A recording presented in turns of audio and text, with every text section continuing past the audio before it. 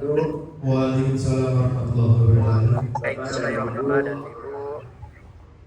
Bapak dan Ibu yang saya hormati, saya hanya sebentar saja ya, hanya ingin memperkenalkan sebetulnya siapa sih di balik nama kami gitu ya.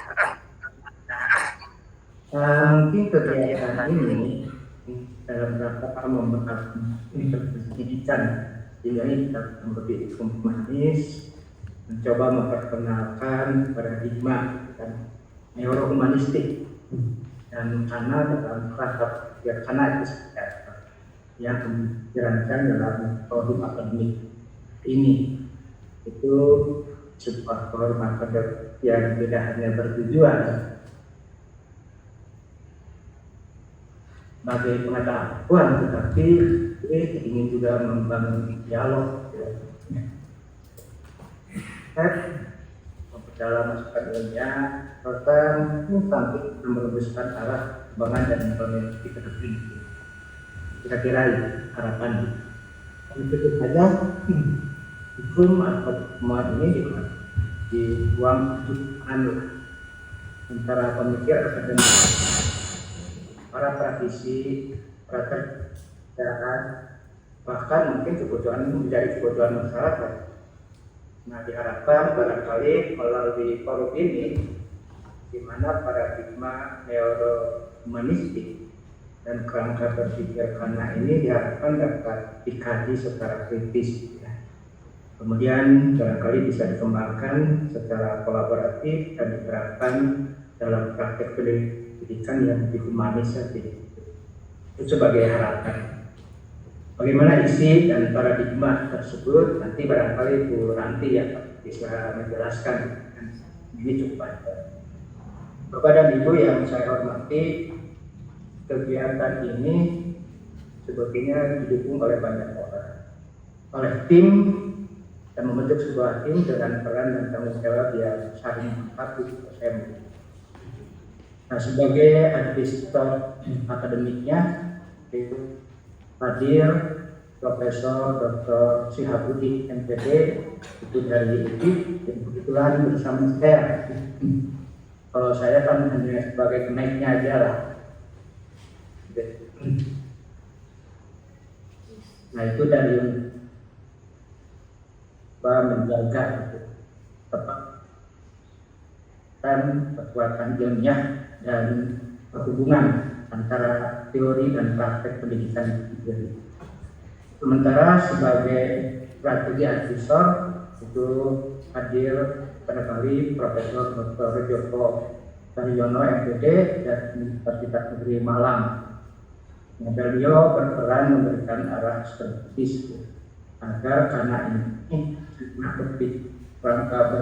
tidak berarti bagi gagasan berkembang menuju implementasi lanjutan dan yang di luar tentunya itu harapan.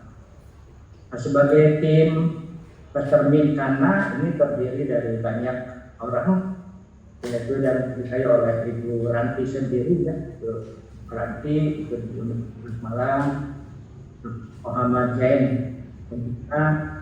dan kerja kita Norta di SSHI ya. Itu dulunya dari pendidikan dan pendidikan kami juga oleh Dr. Nananda ya, khusus karena malam juga. Nah, tim ini barangkali merupakan gagas dan pengembang ya, dari pendidikan melalui basi yang pendidikan, psikologi, bahasa, humaniora itu sesuai akan jiwa juga, jadi sangat multidisiplin. Di bidang project officer education and implementation-nya itu hadir sampai dan menunjuk masukan ekonomi dan diimban juga di kali ikut ya PSF dari Jaya Pentera. Nah itu salam kenal juga Pak Dokter. Beliau katanya itu berperan membangun peran kelibatan masyarakat agar pendidikan mandiri itu dapat berkembang secara jauh lebih baik. Bapak dan Ibu yang saya hormati, komposisi tim ini barangkali menunjukkan bahwa pendidikan lebih humanis itu memerlukan kolaborasi buat kita ini ada strategis, komitmen konsisten, implementasi dan kemitraan itu kan di masyarakat. Nah diharapkan kan melalui forum atau dialog humanis dan rangka pikir tidak menjadi salah satu jalan untuk memahami teknologi itu serta membangun pendidikan yang tidak hanya menjelaskan tetapi juga betul-betul bisa memanusiakan. Nah itu barangkali yang tak perkenalkan seperti bagaimana itu dialog humanistik di mana ini pikir itu kita harus selamat mengikuti forum ini hadir karena dan nyata terwujudnya pendidikan yang terus disempurnakan. Barangkali yang saya sampaikan. Assalamualaikum warahmatullahi wabarakatuh. Waalaikumsalam warahmatullahi wabarakatuh. Baik, terima kasih Profesor Dr. Endang Royadi. Mohon izin untuk ongkosnya untuk Profesor Dr. Endang Royadi. Selanjutnya saya sampaikan untuk perkenalan tim Master Rencana. Bagi rekan-rekan tim Master Rencana, mohon silakan. Mohon izin bagi rekan-rekan tim Master Rencana bisa menunjukkan wajahnya di dalam layar bagi rekan-rekan yang masih off kamera.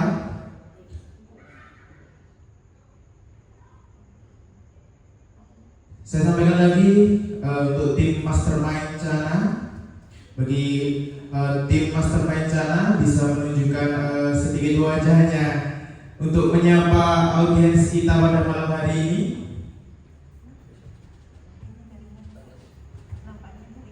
Oke, mohon izin. Kemungkinan, ya, mohon izin Ibu Bapak bisa memberikan salam hangat pada rekan-rekan audiens yang luar biasa pada malam hari ini. Mungkin ada sedikit terkendala jaringan ya rekan-rekan semuanya. Baik. Oke. Mohon izin terima kasih dari Profesor Dr. Endang Royadi, MPD yang telah memberikan sambutan yang luar biasa. Tadi sedikit disampaikan apa itu Cana, mungkin sedikit kita sudah dikasih gambaran-gambaran seperti apa tadi dalam pembukaan tersebut. Nanti kita akan kupas luas untuk di sesi berikutnya. Oke, baik, selanjutnya sesi yang selanjutnya, acara selanjutnya akan dipandu oleh moderator kita kepada Bapak Vito, dipersilakan. Terima kasih. Baik, terima kasih Pak Tobi. Selamat malam kembali Bapak Ibu sekalian dan seluruh peserta yang hadir. Memasuki agenda sesi 2 kita yang berkesinambungan, kita akan mengikuti strategi akademik Forum Cana Center dengan fokus pengenalan paradigma neurohumanistik dan Cana Framework. Bapak Ibu sekalian, kini kita langsung melangkah ke sesi pemaparan materi utama dan pengalaman interaktif yang akan dibawakan masuk oleh Dr. Ranti Novianti, SPD MPD. Kepada Dr. Ranti Novianti, SPD MPD, waktu dan tempat kami persilakan.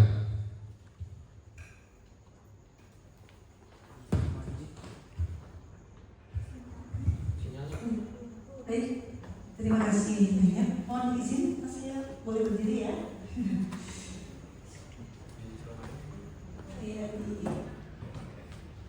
Assalamualaikum warahmatullahi wabarakatuh dan selamat malam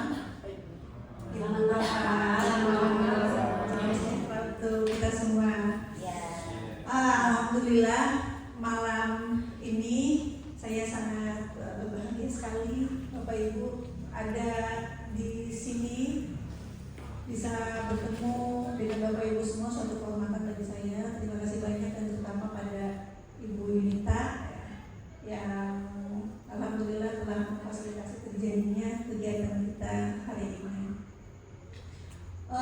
Saya ingin sedikit berbagi Bapak Ibu mengenai tadi seperti yang disampaikan oleh Prof. Endang. Beliau adalah penasehat akademik Cana. Kemudian ada Profesor Syihabuddin bersama dengan Prof. Endang dari UPI ya. Saya mengulang karena tadi mungkin karena sinyal ya agak kurang jelas. Jadi ada Prof. Endang, Prof. Syihab dari UPI, kemudian ada Prof. Joko itu dari UM, penasehat Cana juga. Dan untuk tim pengembang Cana sendiri itu ada saya dari UM dan Pak Dr. Zim dari psikologi UPI dan Dr. Jatika itu dari linguistik UPI dan Dr. Dedana Bagus spesialis kejiwaan ya dari UM. Jadi tim Cana ini merupakan kolaborasi ya dari berbagai disiplin ilmu. Tidak hanya dari pendidikan khusus, tadi juga ada Pak Adli itu dari pendidikan non formal. Saya juga mendengar di sini ya Bapak Ibu juga semuanya dari berbagai macam unsur tadi. Ada yang dari dinas pendidikan, kemudian ada dari dinas sosial, ada dari PKBM, SKB, kemudian dari TK, SD, SMP, PAUD, kemudian SMA juga ya, Dispora ya. Luar biasa sekali ya Bapak Ibu. Ini sudah letih atau masih semangat nih Bapak Ibu? Kalau gitu boleh tepuk tangan untuk kita semua.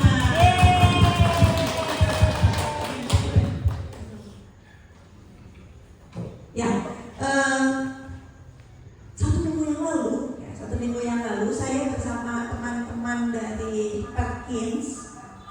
Perkins tadi kalau Bu Wiwi ada menyampaikan Perkins itu di Amerika, mungkin Bapak Ibu juga sudah tahu ya, merupakan sekolah di mana hewan keller yang tidak bisa melihat dan tidak bisa mendengar sekolah di sana. Kemudian beliau menjadi seorang profesor, seorang dosen, seorang penulis luar biasa berkat salah satunya dididikan dari guru yang dari Perkins ini. Dan insya Allah nanti kami ya ada 2 orang dari Indonesia itu akan diberikan kesempatan untuk belajar di sana. Dan kebetulan anaknya Dewi Jul itu kan di situ juga dia main. Yang kebutuhan khusus. Yang tidak bisa mendengar ya. Yang putrinya kan udah sudah meninggal ya, saat yang laki-laki ya dia. Jadi dosa aja di situ. Luar biasa. Ya. Iya, itu semua karena nggak tahu Ibu. Saya baru tahu dari Ibu. Nah, kemarin itu saya bersama dengan teman-teman dari Perkins ini melakukan PQA ya, jadi semacam program quality assessment. Jadi kita mengassessment kualitas program yang ada di sekolah-sekolah, terutama sekolah inklusif. Ya, jadi kemarin kita itu berkunjung ke TK inklusi di daerah Jawa Timur. Ada beberapa sekolah yang kita kunjungi untuk melihat bagaimana kualitas sekolah tersebut dalam melayani anak-anak berkebutuhan khusus. Nah, di sini ada hal yang unik. Jadi kami mengunjungi 2 sekolah, satu sekolah swasta dan satu sekolah negeri. Nah, di sekolah negeri ini fasilitasnya luar biasa lengkap, bangunannya besar, tanahnya luas, kemudian guru-gurunya juga sudah bersertifikasi ya, sudah PNS, anak-anaknya cukup banyak juga, ada sekitar 8 kelas ya di sana. Nah, yang satunya lagi itu sekolah TK juga sama, inklusi juga, hanya swasta. Bangunannya itu 1/6 ya, 1/6 dari sekolah yang negeri tadi ya. Berarti bisa dibayangkan ya Bapak Ibu ya, luasnya seperti apa, dan ini ya seperti ya. Kemudian fasilitasnya ya terbatas ya. Kalau kita lihat di kelas itu, gurunya itu tidak ada yang PNS di sana. Ada 8 yang bersertifikasi ya, tapi ya P3K ya kalau yang sekarang ini P3K, termasuk ASN juga. Tapi selebihnya itu sukarela, jadi tidak dibayar oleh sekolah. Ada sekitar kalau 8, 12 ya, 12 orang itu tidak dibayar sukarela mengajar di sana. Jumlah anaknya dia hampir sama Bapak Ibu, tapi tadi fasilitasnya agak berbeda dan tenaga pengajarnya juga berbeda. Kemudian yang uniknya lagi di sana, anak-anak berkebutuhan khususnya yang di sekolah swasta itu sekitar 25 orang. Jadi setiap kelas itu hampir semua kelas itu ada sekitar 2, 3, 4, dan ada kelas transisi ya. Yang mana kelas itu semuanya anak-anak berkebutuhan khusus. Dan ABK-nya itu yang disabilitas ya, jadi bukan ABK yang temporer, artinya yang bisa kita tangani sebentar mungkin sudah oke lagi. Jadi ada yang autis, ada yang Down syndrome, yang CP, yang tidak bisa melihat, tidak bisa mendengar, itu masuk yang di swasta ini. Kemudian yang di negeri tadi ada ABK-nya tapi bukan yang disabilitas. Artinya hanya anak-anak yang masih perlu penyesuaian karena mereka baru mulai sekolah TK.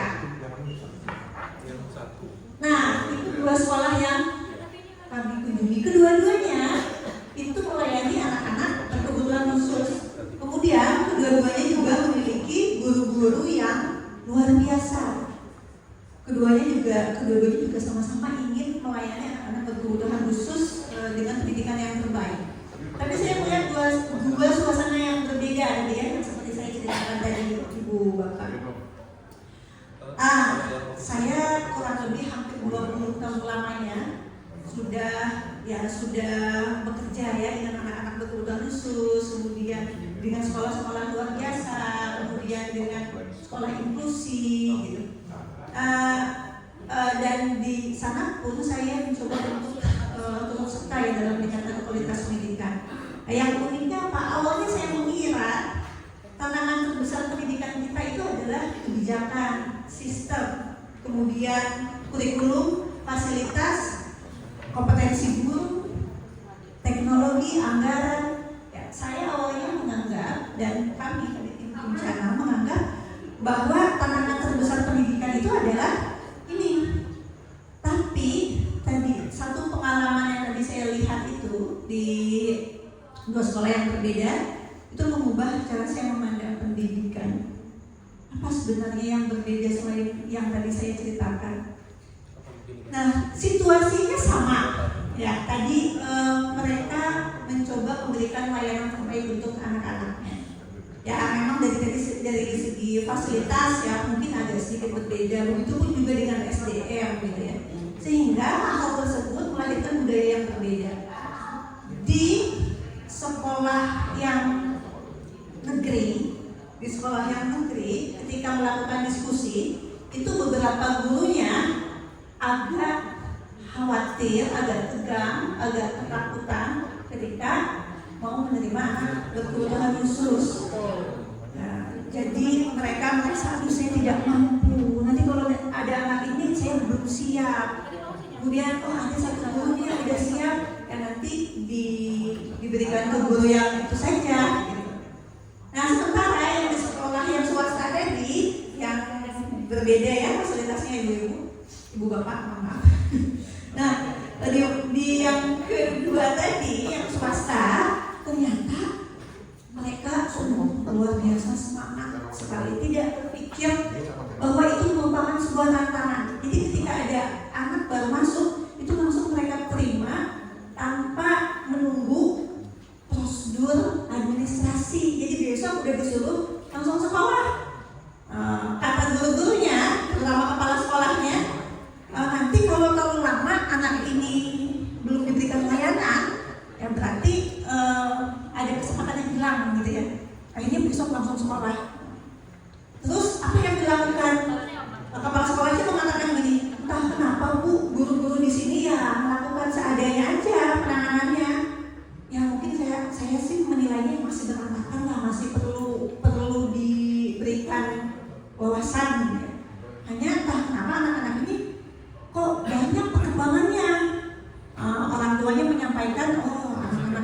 sudah banyak ya perkembangannya, dan kita amati ternyata pertama kali yang dilakukan di sekolah swasta tersebut ketika tadi ada anak berkebutuhan khusus, yang diajak bicara adalah orang tuanya diajak kolaborasi sampai Bu, Pak, saya melihat orang tuanya itu ada yang ikut menyapu, jadi membersihkan kelas setelah pembelajaran selesai. Nah, itu salah satu kolaborasi. Yang lainnya ada banyak, seperti misalnya melakukan identifikasi. Jadi orang tua itu diberikan buku panduan, ya. Kemudian orang tua itu diminta untuk menceklis, kemudian untuk kembang anak. Kemudian nanti ada kegiatan-kegiatan seperti parenting dan sebagainya. Orang tua terlibat dengan aktif, luar biasa. Jadi harmoni terbentuk ya, harmoni antara sekolah dengan orang tua ini, dan dampaknya ternyata ke anak. Kalau yang sekolah yang negeri tadi, orang tua di sana itu merasa malu, anaknya sekolah di sana, dan juga merasa khawatir karena peduli. Sementara yang di sekolah yang swasta ini, orang tua dengan bangganya mengatakan anak saya anak berkebutuhan khusus, dan anak yang non berkebutuhan khusus sengaja menyekolahkan anaknya di sekolah tersebut karena orang tuanya ingin anaknya belajar empati sejak dini. Nah, ini tadi saya melihat situasi sekolah yang berbeda. Yang satu tadi yang di sini ada kekhawatiran, kegelisahan, ketakutan, gitu ya. Yang di sini mereka senang sekali, meskipun tadi serba terbatas. Kemudian di sana kita mencoba menganalisis bersama ya Ibu Bapak. Jadi ternyata yang paling menentukan itu bukan hanya sistem pendidikannya, ya, tapi yang paling menentukan itu adalah manusia yang menjalankan sistem itu. Dan semakin lama kita berada di dunia pendidikan, saya juga mencoba melihat pola-pola yang sama ya. Coba di sini lihat Ibu Bapak. Mungkin ada yang merasa, misalnya kita sebagai guru kita sangat mencintai murid-murid kita, tapi kadang kita mudah untuk marah atau stres atau ya kita merasa lelah gitu ya. Kemudian orang tua, kita tentu sebagai orang tua di sini ya, Ibu Bapak, orang tua tentu sangat menyayangi anaknya, tapi kadang sulit mengendalikan emosi ketika berada di bawah tekanan. Gitu nggak Bapak Ibu? Saya juga. Kemudian kita sebagai peserta didik nih, misalnya atau Bu Yunita atau Mbak Tri ya, yang sebagai mahasiswa nih, sebenarnya cerdas ya, tapi kadang kehilangan harapan ketika berkali-kali mengalami kegagalan. Misalnya proposalnya ditolak gitu.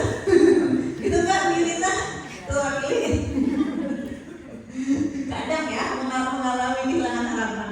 Kita sebagai guru atau terapis ya, di sini ada banyak terapis juga yang mendampingi ABK dengan sepenuh hati, tetapi perlahan mengalami kelelahan emosional karena setiap hari memberi energi, kesabaran, dan perhatian yang luar biasa pada anak-anak kita yang memang luar biasa ya. Kadang kita merasa lelah juga. Itu gak Bu? Kalau anak tantrum misalnya lari-lari terus mukul kita, pernah mengalami seperti itu? Enggak mungkin ya, kalau yang sih. Oh betul. Kemudian kepala sekolah, ya kalau di sini mungkin ada bapak kepala sekolah, ibu kepala sekolah yang ingin membangun budaya positif untuk sekolahnya, tetapi setiap hari harus menghadapi begitu banyak persoalan. Betul. Kepala sekolahnya.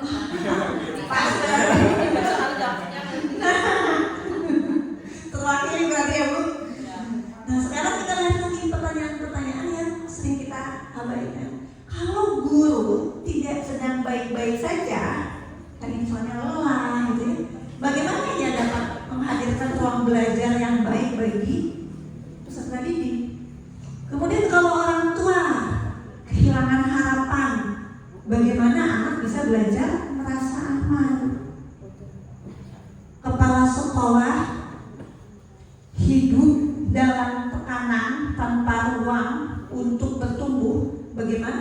sekolah akan tumbuh. Itu gak kepala sekolah. Kemudian mahasiswa nih ya, misalnya karena ada peserta didik. Kalau mahasiswa kehilangan makna dan harapan, bagaimana ia dapat terus percaya bahwa dirinya mampu? Dan anak berkebutuhan khusus, kalau anak berkebutuhan khusus tidak bertemu dengan orang dewasa, kita ya, dengan orang dewasa yang sabar, hadir, dan memahami kebutuhannya, bagaimana mereka dapat berkembang secara optimal? Kalau guru dan terapis yang mendampingi anak-anak berkebutuhan khusus terus-menerus kelelahan, ibu bapak, bagaimana mereka dapat terus menghadirkan kesabaran, konsistensi, dan kasih sayang yang dibutuhkan anak setiap hari? Pernahkah kita menanyakan hal ini? Nah, sekarang saya tanya nih ke ibu bapak. Dalam 1 tahun terakhir, adakah di antara kita yang tidak pernah merasa lelah? Tidak. Kemungkinan bukan 1 tahun, tapi 1 bulan terakhir mungkin. 1 minggu terakhir mungkin bahkan ada mungkin. Kalau untuk 1 tahun terlalu lama, mohon maaf. Berarti tiap minggu lelah terus. Itu tergantung dari kita untuk regulasinya seperti apa. Kemungkinan seperti itu ya rekan-rekan. Oke, berarti kalau 1 tahun tadi terlalu lama ya. Oke. Coba ada yang tidak pernah kecewa dalam 1 bulan ini? Tidak. Ada kan? Kalau yang enggak jangan-jangan ada, saya nggak pernah kecewa. Nah ya.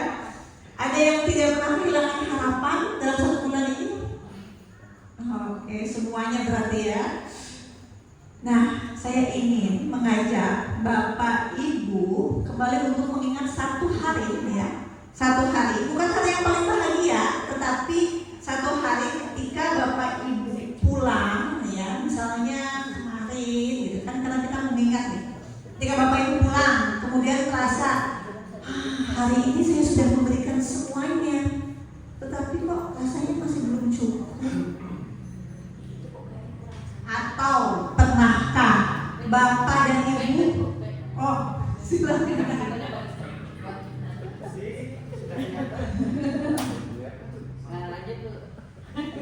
Oke, nah kita tadi lebih mengingat-ingat ya Bapak Ibu ya.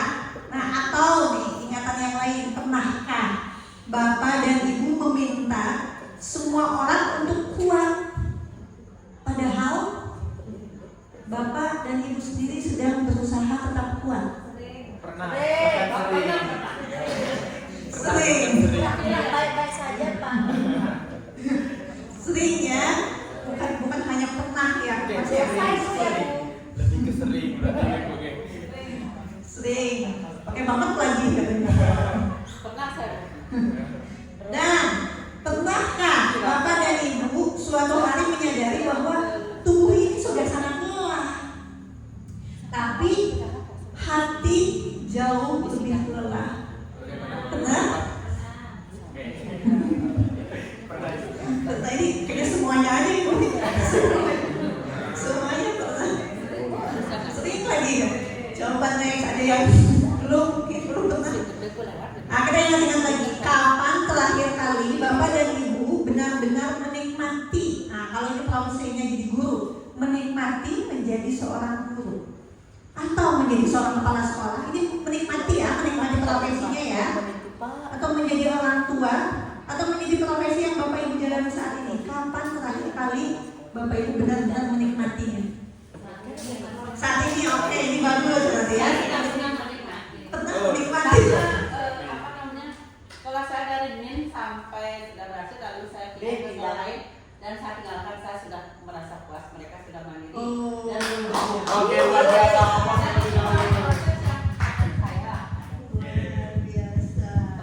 sudah pindah tidak apa-apa. Luar biasa, artinya Bapak Ibu di sini benar-benar menikmati apa yang menjadi profesinya saat ini ya. Nah, yang ini kita ingat-ingat lagi Bapak Ibu, kapan terakhir kali Bapak dan Ibu duduk sendirian tanpa pekerjaan, tanpa telepon genggam, tanpa memikirkan siapapun, hanya mendengarkan diri sendiri? Gak pernah. Saya saat saya pulang aku kita mandi nggak ada sinyal.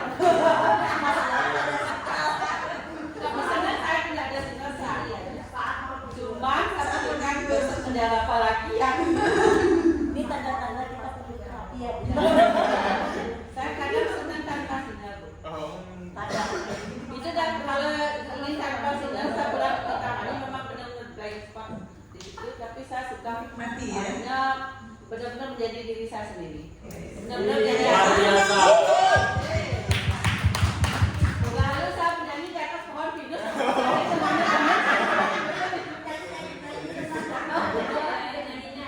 Jadi saya menyanyi di atas pohon pinus, menyanyi khasnya desa saya. Jadi waktu kecil saya saling lempar ini sama adik saya, lempar ke tela di atas pinus. Saya lakukan seperti itu, sehingga saya merasa lepas sekali diri saya. Dengan saya diri, saya lupa lektor, saya lupa rumah saya di Denpasar, saya lupa kerjaan saya lupa beban-beban saya. Di situ saya menjadi diri saya sendiri. Ternyata itu terapi banget loh, Bu. Saya bisa menjadi anak kecil di saat saya sudah tua. Bagus sekali. Benar. Saya sharing sedikit kalau dari pertanyaan ini. Biar kita Baik, terima kasih. Kalau dari pertanyaan ini, kapan terakhir kali Bapak dan Ibu duduk sendirian, tanpa pekerjaan, tanpa telepon genggam, tanpa memikirkan siapapun, hanya mendengarkan diri sendiri? Kalau saya kebetulan setiap hari melakukan ini. Tapi tidak lama. Ya, kalau saya sering duduk meditasi.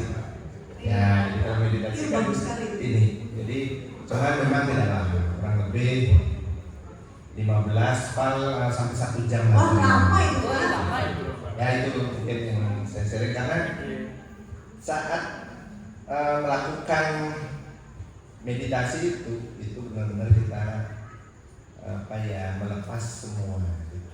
Kita bisa merasa tenang. Itu mungkin yang saya sering lakukan.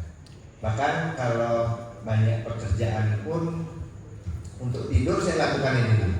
Saya lakukan meditasi, tapi saya tidak tahan kesadaran. Jadi di saat sudah pada titik tubuh ini rileks, ya saya sengaja nggak tahan untuk biar bisa tidur gitu. Itu mungkin saya terima kasih. Luar biasa. Penting sekali ya. Kita next dulu sebelum diskusi lebih jauh. Tapi ibu bapak punya nanti ya, kalau ada yang mau sharing lagi silakan. Nah, ini dalam 1 tahun terakhir yang ditanyanya ya, ibu bapak. Dalam 1 tahun terakhir, pernahkah bapak dan ibu tidak menyukai cara diri sendiri merespon sesuatu? Ya, merespon suatu keadaan, misalnya marah, atau membentak, atau menyerah, menangis, putus asa, kehilangan harapan? Pernah ya dalam 1 tahun terakhir. Dan malamnya kemudian kita berkata, itu bukan diri saya.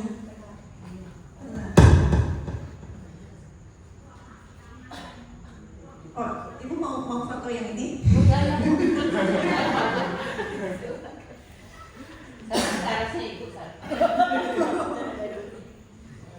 Nah, kami percaya ya, ibu bapak, tidak ada guru yang ingin membentak muridnya, tidak ada orang tua yang ingin melukai anaknya, tidak ada kepala sekolah yang ingin memimpi dengan kemarahan. Tetapi mengapa itu tetap terjadi? Kenapa? Pertanyaan itulah yang mengubah cara kami memandang pendidikan. Jadi pendidikan inklusif, kalau sekolah ini menjadi sekolah yang inklusif, tetapi orang-orang yang menjalankannya itu tidak pernah diberi ruang untuk bertumbuh, bagaimana pendidikan inklusif dapat benar-benar terwujud? Siapa yang menjaga pertumbuhan kita yang tadi menumbuhkan, yang ingin menumbuhkan pendidikan inklusif?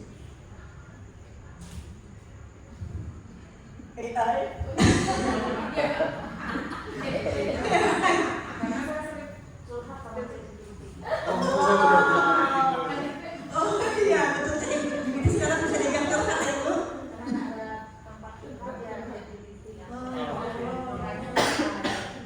Oh beneran Bu? Ya, tiap orang pasti punya caranya masing-masing ya.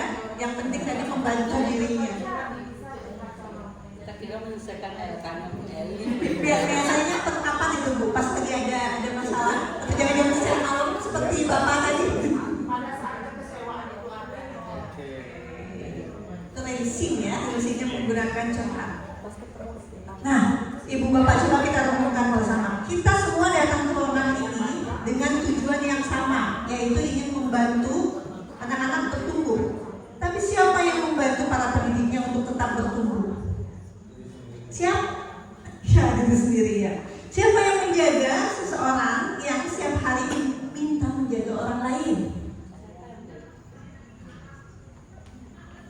Setiap anak berhak bertemu dengan guru yang baik, tapi siapa yang memastikan guru yang baik itu tetap baik-baik saja? Siapa Bu ya?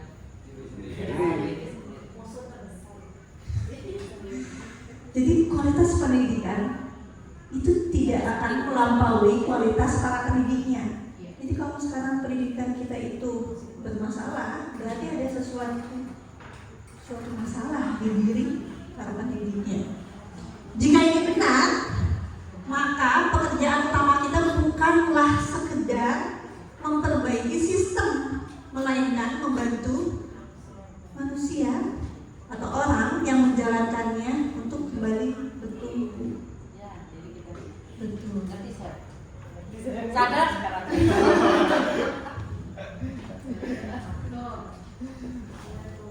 Tapi yang Bapak Ibu lakukan itu pekerjaan yang berat, ya. Apalagi kalau itu berkaitan dengan anak-anak berkebutuhan Dan tidak khusus. pernah selesai. Jadi harus ada yang menguatkan dirinya. Nanti jawabannya dicari.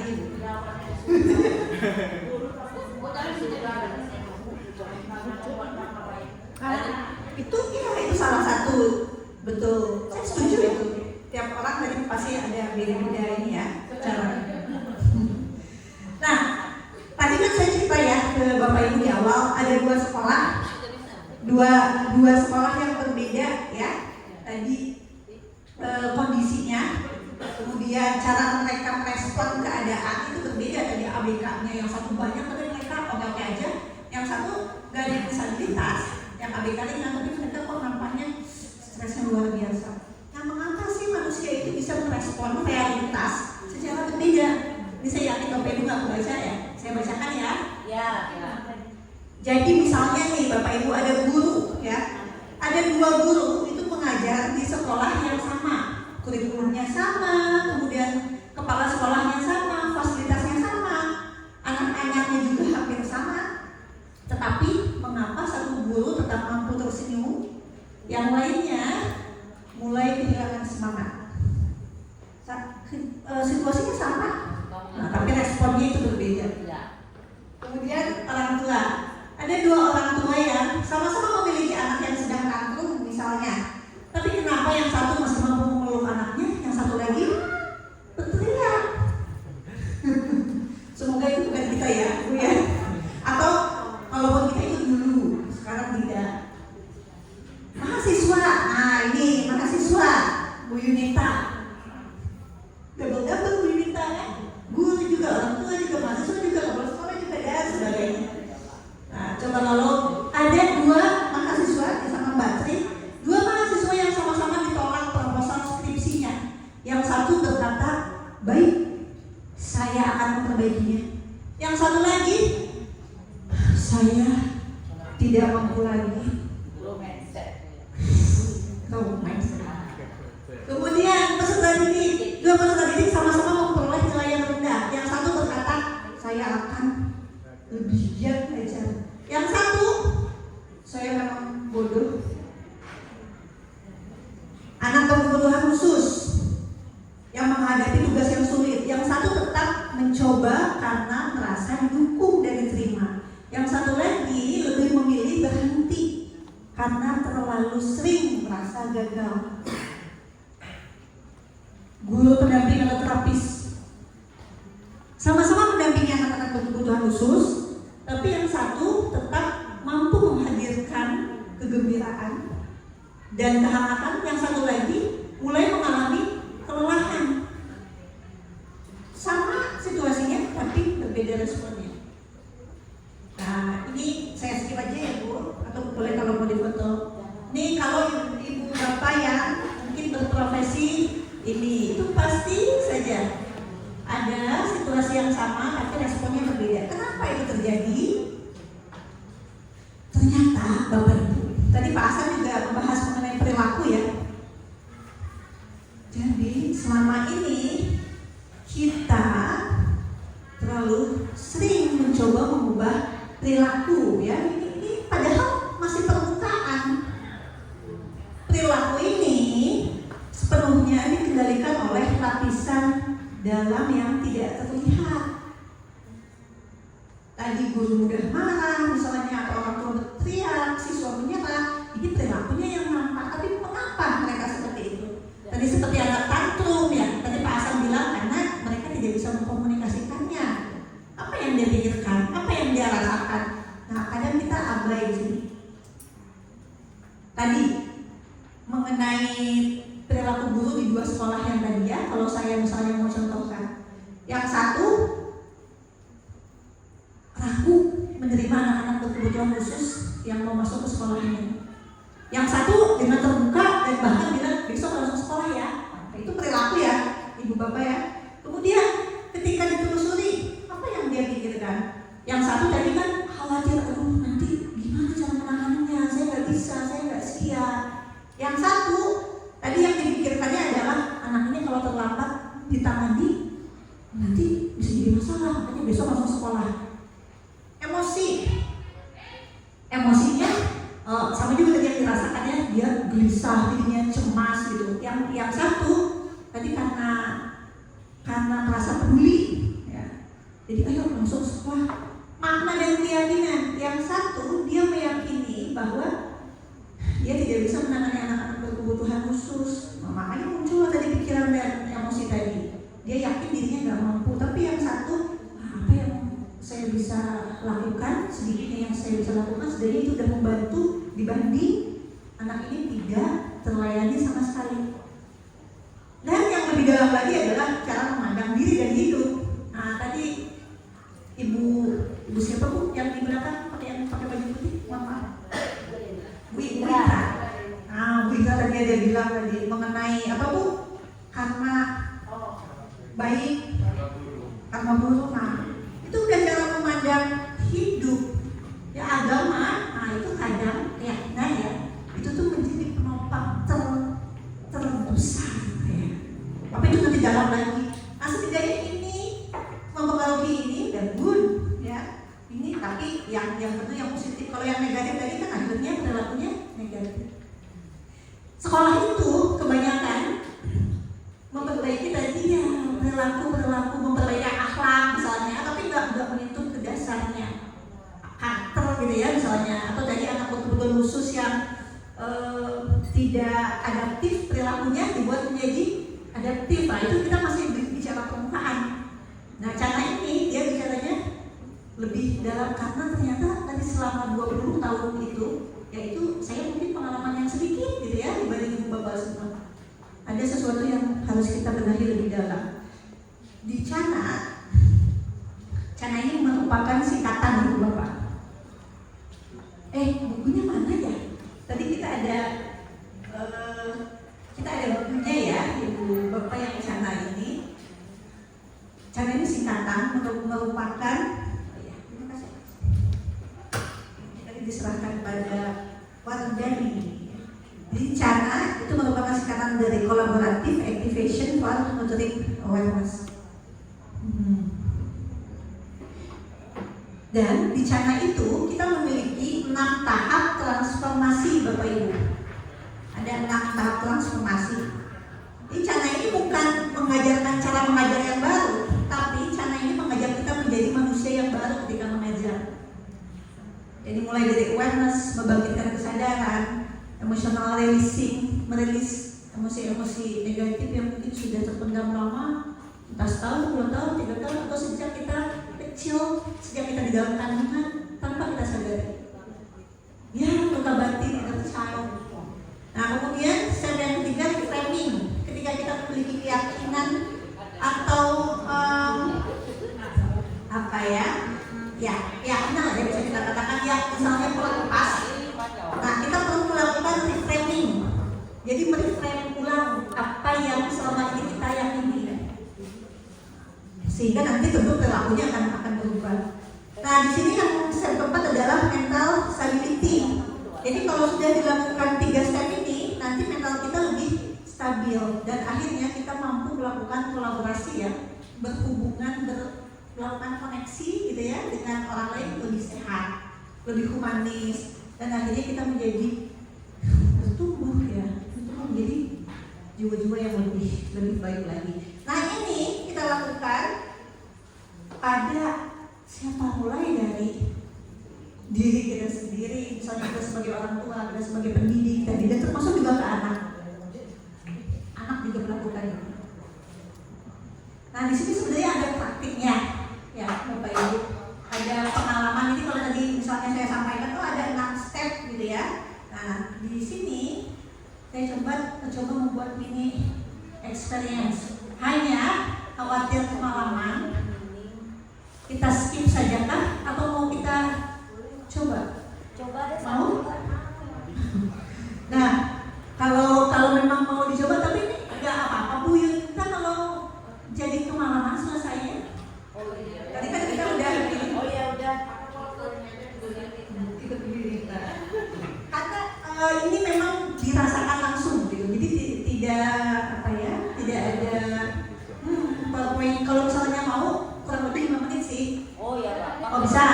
Oke, kalau gitu mungkin kita akan mencoba agak membentar lampu, kalau memungkinkan, dan videonya musik tadi bisa di. Nah ini pasti kan kemarin Mbak saya juga yang bantu waktu di UM, waktu di UM yang videonya yang itu ya. Ya jadi Bapak Ibu silakan sekarang menyesuaikan posisinya yang nyaman, senyaman mungkin. Kemudian kalau sudah siap kita akan menutup mata kita.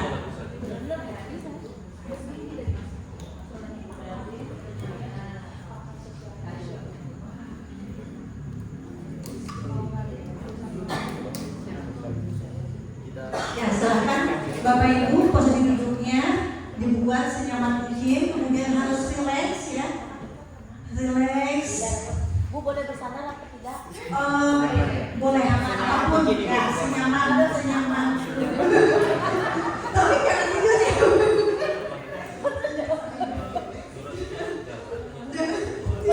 Nyaman dong, ada teman sebelah. Tidur. Nyaman terus turun.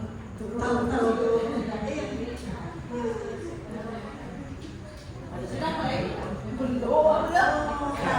Tunggu sebentar Ibu. Tunggu sebentar. Kita akan play musiknya.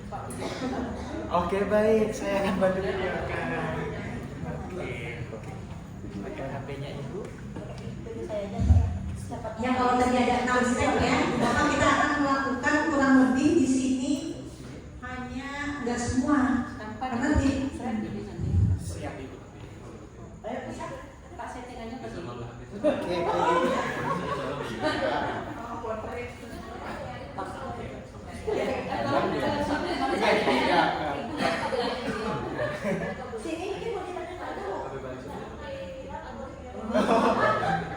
kita hanya melakukan 3 step ya. Bu, bebas. Bu, kita mulai musiknya katanya.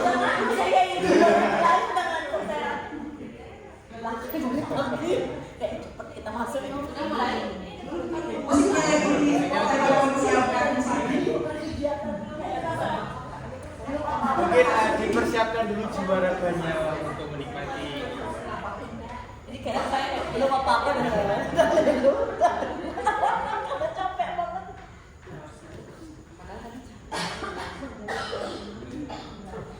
Mungkin rasa capek tadi Ibu sudah berpikiran yang lalu bahkan acara tadi. Boleh teriak-teriak sekarang Pak? Ngomongin Ibu jangan ya. Boleh. Boleh ya, tapi ini Cara yang salah kita udah Mau berbeda nih, sama mau Ibu. teriak nanti lari keluar dulu wah gitu lagi. Oke. Ada orang di luar gitu. Kalau ternyata kita tunggu pagi ya Bu ya. ini berbeda. Kayaknya kita.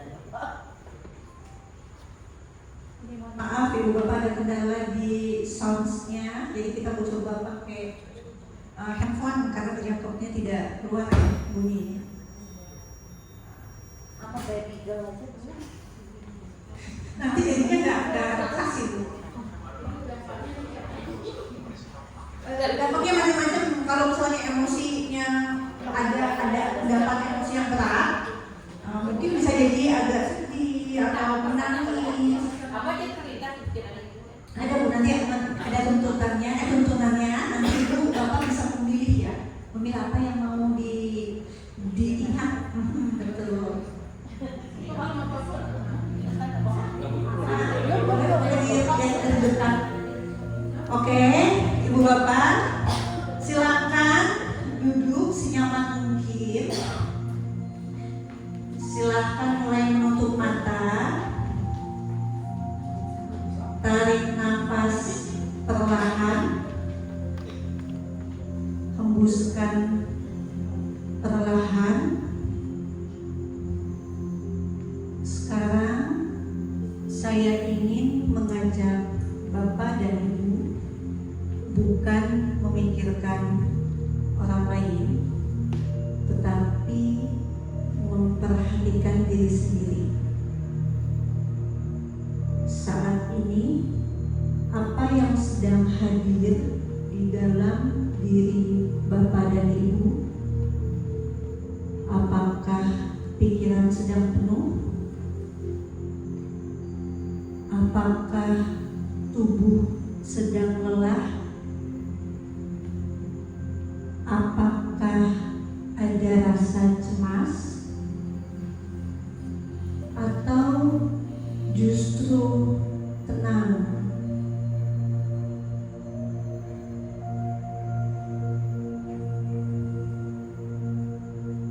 Jangan diubah, jangan dinilai, cukup perhatikan.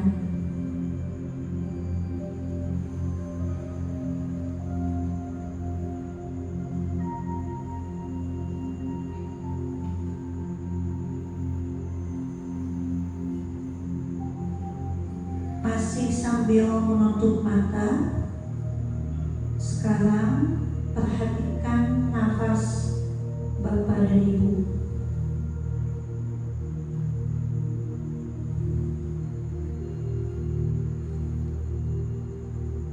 Perhatikan tubuh Bapak dan Ibu. Perhatikan pikiran yang datang.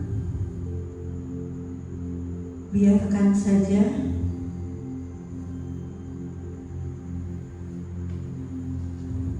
Yang menarik, sebagian besar dari kita lebih sering memperhatikan masalah daripada memperhatikan diri sendiri. Padahal perubahan selalu dimulai dari apa yang kita sadari. Dalam Jana, kami menyebut proses ini awareness. Awareness hanyalah belajar hadir.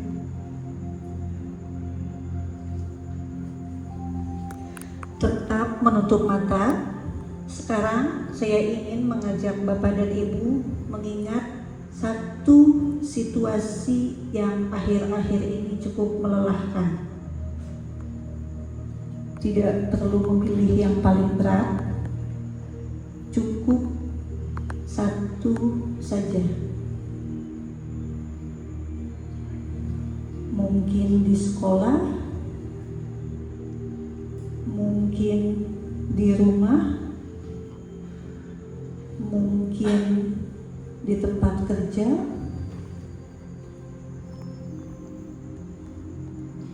Sekarang perhatikan apa yang muncul ketika mengingat situasi itu. Apakah ada rasa kecewa, rasa marah, rasa sedih, takut, lelah,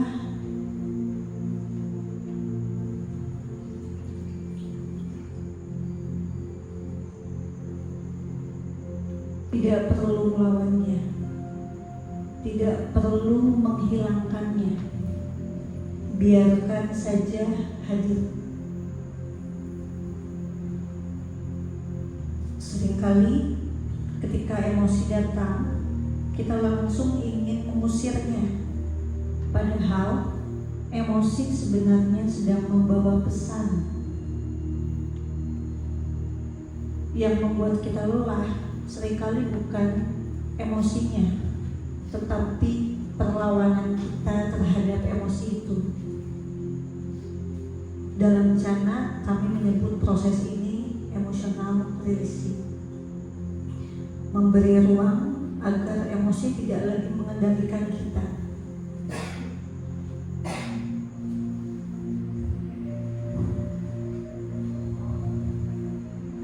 Sekarang sambil masih menutup mata, saya ingin mengajak Bapak dan Ibu kembali melihat situasi tadi.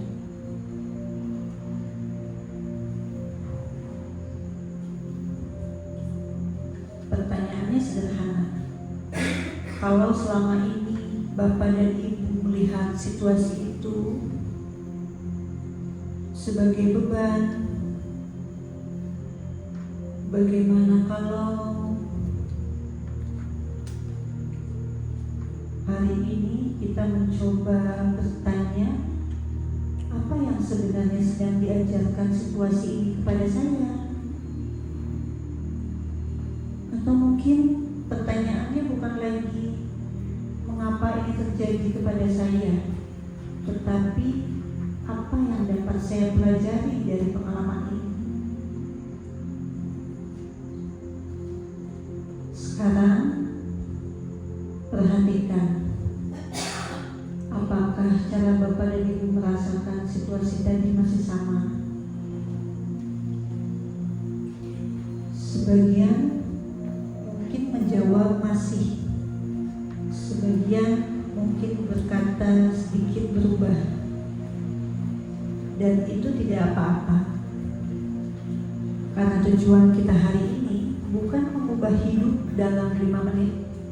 Tujuan kita hanya satu, menyadari bahwa ketika perhatian berubah, ketika emosi diberi ruang, ketika makna berubah, maka cara kita merasakan realitas ikut berubah.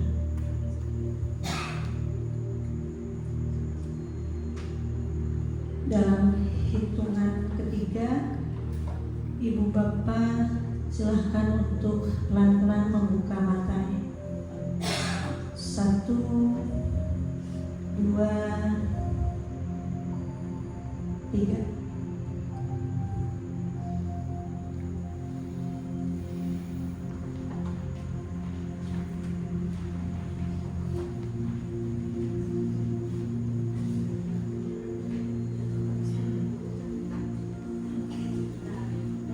Oke. Ada yang mau berbagi pengalaman, Ibu Bapak? Ini masih mini experience. Tapi kalau di training Cana, itu nanti kita akan mempelajari step per stepnya itu secara mendalam. Dan sampai Ibu Bapak bisa benar-benar aware terhadap diri Ibu Bapak, kemudian bisa benar-benar merilis semua emosi. Itu tadi hanya contoh saja.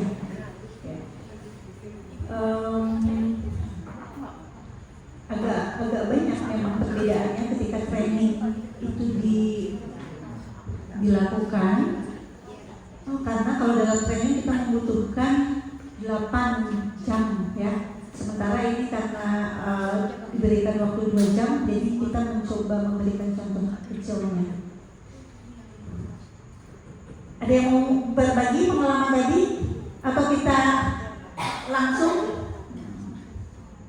membahasnya ya? Jadi, ya oke, siap. Jadi selama ini Bapak Ibu, kadang kita berharap keadaan menjadi lebih baik agar kita bisa hidup lebih tenang. Padahal kita yang seharusnya terlebih dahulu perlu berubah, ya, perlu bertumbuh agar mampu dalam Cana, proses sederhana ini yang tadi kita lakukan itu dikembangkan menjadi perjalanan belajar yang jauh lebih mendalam, sistematis dan bertahap. Nah, jadi karakter itu tidak dibentuk dalam satu sesi tentunya Bapak Ibu, tapi karakter ditumbuhkan melalui pengalaman-pengalaman kecil yang terus diulang, disadari dan dimaknai. Nah, ini yang nanti kuncinya yang akan dilakukan ya dalam training Cana. Nah, jadi dalam kita memiliki modul ya, Cana modul ada 6 step tadi yang kita jelaskan. Dan ketika dikaitkan ya dengan scientific framework itu menjelaskan gitu ya bahwa apa yang kita lakukan sehingga nanti memunculkan karakter habit atau karakter yang baru. Ini kaitannya ya. Jadi Cana ini bukan sekedar kumpulan materi Bapak Ibu, tapi desain perjalanan pembelajaran yang mengikuti mekanika biologis manusia secara presisi.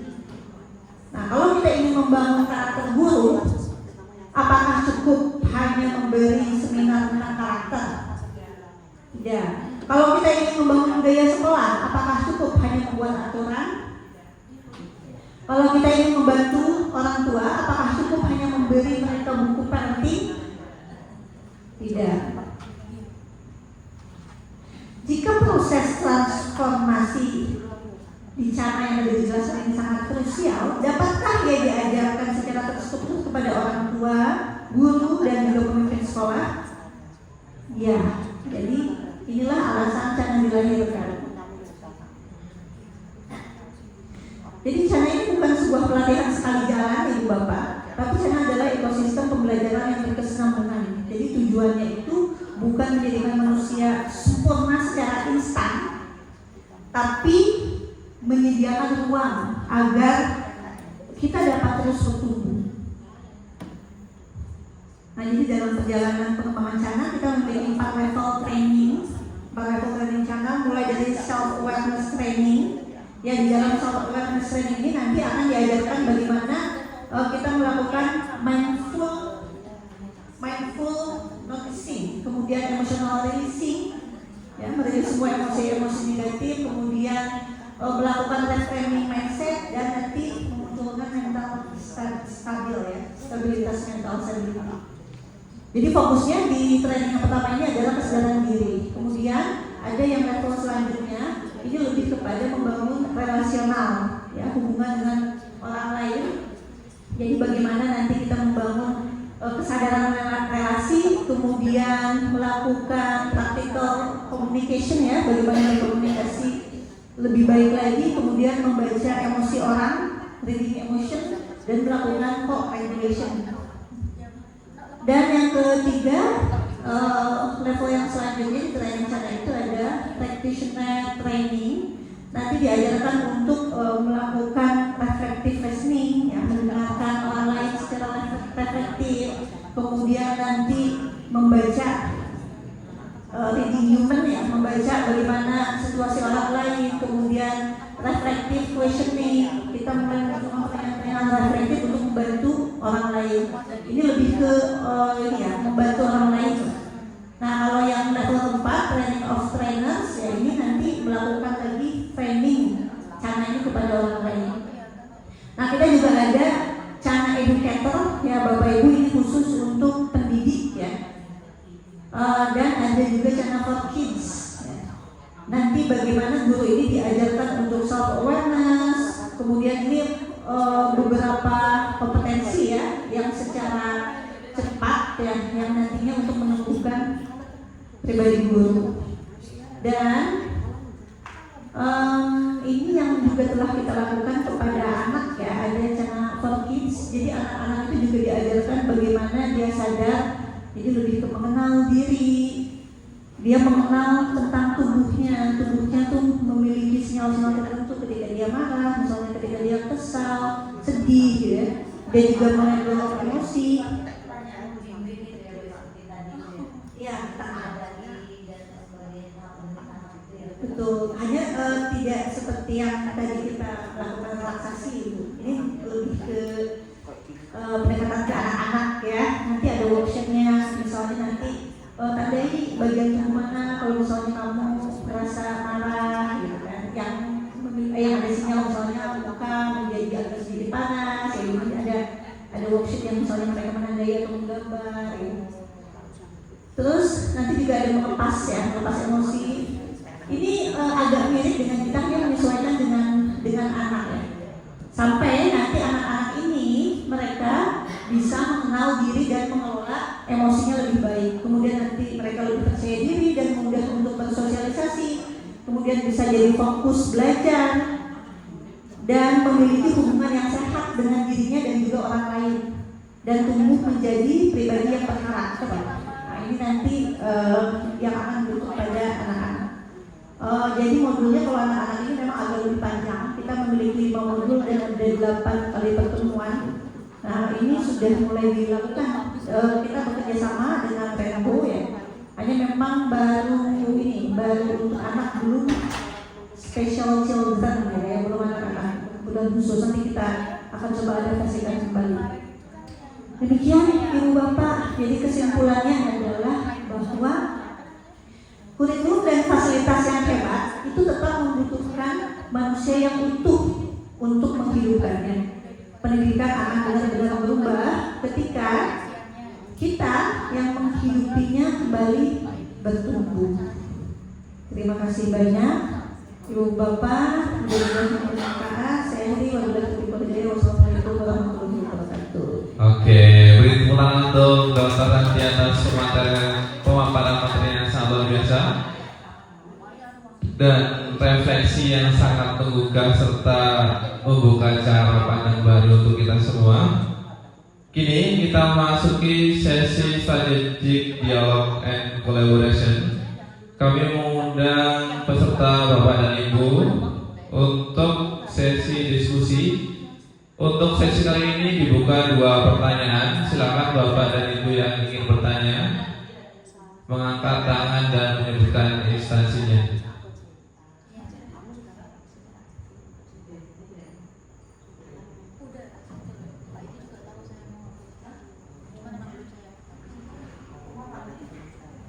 Silakan Bapak dan Ibu.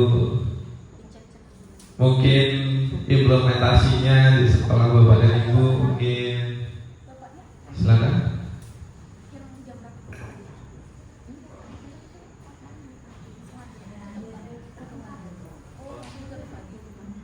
Silakan Ibu.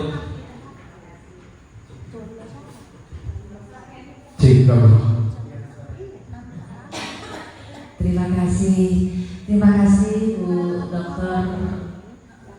Ranti, luar biasa ya. Malam ini kita pulang kayaknya tidurnya lelap. Pertanyaan kami Bu, ini Cana ini kan menarik bagi kami. Kemudian dari Cana ini kami bisa ikut atau bagaimana agar kami bisa mendalami lebih dalam, baik bagi educators atau untuk anak-anak kami. Terima kasih. Iya, terima kasih pertanyaannya Bu Emma ya, Bu Emma. Ya, jadi cara ini memang baru di launching Bu. Kemarin itu 13 Maret ya, tahun ini di UPI waktu itu pembukanya, dan penutupannya baru kemarin tanggal 6 Juli ya, 6 Juli di UM waktu itu. Jadi yang dibuka dan ditutup itu apa? Lebih ke akademik dialog ya. Jadinya para profesor-profesor yang tadi yang beliau itu menyampaikan konsep-konsep ya, karena setelahnya setelah tanggal 6 itu kita mulai melakukan training. Ada yang di mahasiswa di UM yang kita lakukan. Kemudian saat ini sedang kami rencanakan untuk bekerjasama dengan GDK Jawa Barat ya, untuk channel educator. Kemudian kalau yang channel Kids kan sudah sedang berjalan juga dengan Rainbow. Nah yang lainnya kalau misalnya memang mau bergabung, kita ada semacam komunitas yang mana nanti komunitas channel itu akan memberikan info-info update update informasi bahwa misalnya nanti akan ada training misalnya di mana dilakukan secara offline atau nanti sesuai kebutuhan. Ada kemarin yang meminta kebanyakan kampus ya, ada juga sekolah gitu, ini nanti bisa by request juga, oh ini meminta dilakukan untuk training untuk guru-guru di sekolah, nah ini juga bisa. Tapi kalau yang mau ikut nanti bergabung dengan kebanyakan itu ada komunitasnya, nanti bisa itu kunjungi medsosnya di nama IG-nya itu Cana Project. Cana Project IG-nya biasanya. Mau kita mau gabung? Gabung saya. Gimana cara? Apa IG-nya kok? Cana Project. Ada project? Ya, Cana Project. Kalau tidak ada saya kirim ke bukunya. Oh itu yang ada. Ya paling terus Nanti diikuti saja ya, betul. Nanti informasinya. gimana ya Pak? Ada nggak? Banyak ya? Ya, yang kelompok